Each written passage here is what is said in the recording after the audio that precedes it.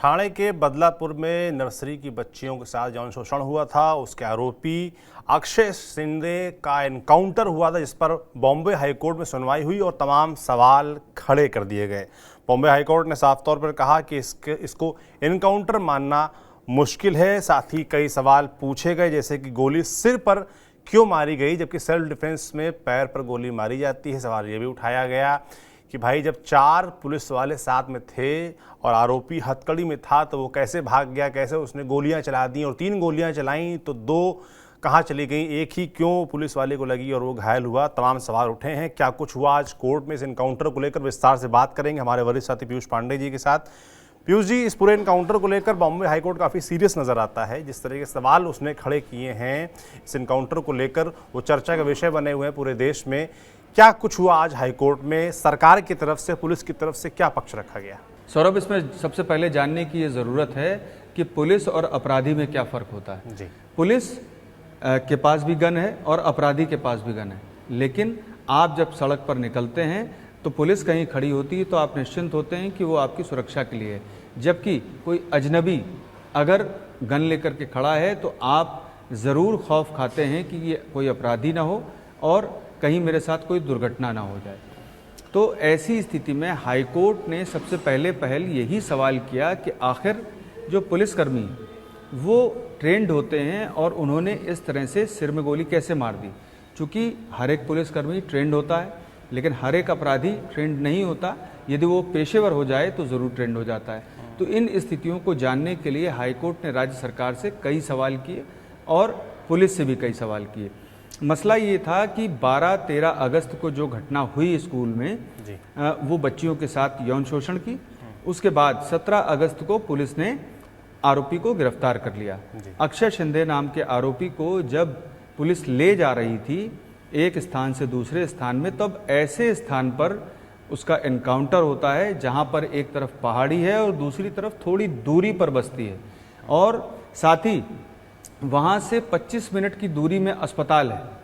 तो इन स्थितियों को जब हाईकोर्ट ने सुना, और उसके सवाल जो थे वो इसलिए भी तीखे थे क्योंकि पुलिस कभी भी अपराधी की तरह एक्ट नहीं कर सकती है। क्योंकि अगर सुरक्षा देने वाला ही आपके खिलाफ हो जाए, आपका बुरा करने लगे, तो फिर समाज कैसे चलेगा। और पुलिस की जो व्यवस्था है वो इसीलिए है कि हर हाल में उन्हें, चाहे अपराधी हो और चाहे आतंकवादी हो या फिर कोई और हो, उसके खिलाफ जो गन शॉट है वो तभी करना है, और पहल आत्मरक्षा में चलाने के लिए उनके पैरों पर करना है और ऐसी जगह करना है जहां से उनकी जान ना जाए।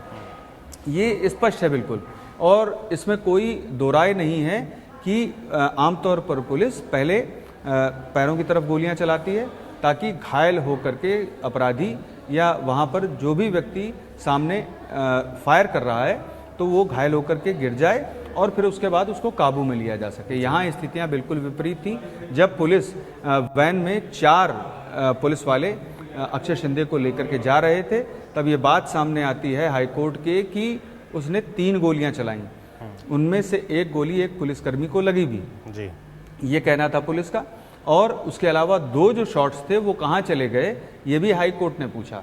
और हाईकोर्ट ने ये कहा कि आखिर एएसआई ट्रेंड होते हैं और ट्रेंड होने की स्थिति में भी उन्होंने पैरों में गोली नहीं चलाई और सीधा सिर में गोली लगी। तो ये कैसे हुआ, हाईकोर्ट पूरी बात जानना चाहता था, और यही वजह थी कि हाईकोर्ट ने इस मामले में तमाम सवाल किए।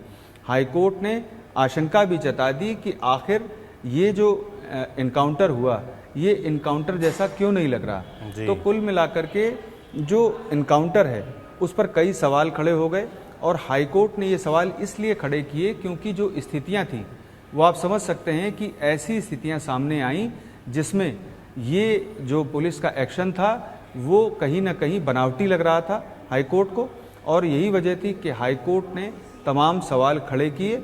और इस मामले में अब जो राज्य सरकार की ओर से स्पष्टीकरण दिया जाएगा उससे और स्थितियां स्पष्ट होंगी। चूँकि जो फॉरेंसिक लैब की रिपोर्ट थी उस पर भी हाईकोर्ट ने कहा कि आखिर आपने जो पुलिसकर्मी थे उनके फिंगरप्रिंट्स लिए कि नहीं लिए, और इसके अलावा जो रिवॉल्वर पर फिंगरप्रिंट्स थे उनको लिया कि नहीं लिया। सारी स्थितियों को हाई कोर्ट ने पूछा और उसके बाद ही रिएक्ट किया और उसके बाद ही ये कहा कि ये इनकाउंटर जैसा नहीं प्रतीत हो रहा। तो सौरभ, आप समझ सकते हैं कि एक व्यक्ति जिसके ऊपर आरोप लगता है, ये ज़रूर था कि ये घटना ऐसी थी कि बड़ा उबाल आया था, बिल्कुल, और बड़े पैमाने पर लोगों ने अपनी नाराजगी इस घटना के बाद जताई थी। ट्रेन ट्रैक्स तक लोग पहुंच गए थे, लेकिन ऐसी स्थिति में भी पुलिस ऐसा एक्शन नहीं कर सकती है जिसमें किसी का सीधे तौर पर बनावटी इनकाउंटर कर दिया जाए या फर्जी इनकाउंटर कर दिया जाए, क्योंकि फर्जी इनकाउंटर करने की इजाज़त पुलिस को नहीं है। बिल्कुल। और यही वजह है कि कई बार ऐसी स्थितियों को गढ़ा जाता है, और यही हाईकोर्ट की मंशा थी कि आखिर स्थितियां गढ़ी तो नहीं गई हैं, और यही जानने के लिए उसकी ओर से तमाम सवाल किए गए। जी सौरभ। बिल्कुल, तमाम सवाल किए गए, सख्त सवाल किए गए, और जिस तरीके से इनकाउंटर को लेकर सवाल खड़े हो रहे हैं उस पर भी हाई कोर्ट ने कड़ा रुख अपनाया। राज्य सरकार से, पुलिस से तमाम जवाब मांगे हैं। अब इस पूरे मसले को लेकर आगे क्या होता है, आगे अगली सुनवाई में क्या होता है, राज्य सरकार की तरफ से क्या और जवाब दिए जाते हैं, पुलिस की तरफ से और क्या जवाब दिए जाते हैं, ये देखने वाला होगा।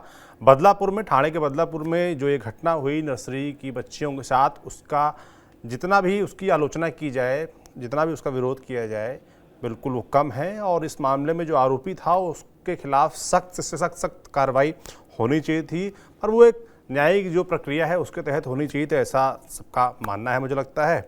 और जो इनकाउंटर हुआ इसको लेकर आज हाईकोर्ट में सुनवाई हुई, उसमें तमाम तरीके से नाराज़गी जाहिर की गई कोर्ट की तरफ से। अब आगे इस मामले पर क्या होता है ये देखने वाला होगा। पीयूष जी, आपका बहुत बहुत धन्यवाद तमाम जानकारियों के लिए। अब इंतज़ार सभी को रहेगा कि आगे इस पूरे मामले में क्या होता है। बदलापुर की जो घटना है उसके बाद जो इनकाउंटर हुआ है, आपका इस पूरे मसले पर क्या सोचना है हमें कमेंट बॉक्स में लिखकर ज़रूर बताइए। देखते रहिए TV9 डिजिटल। शुक्रिया।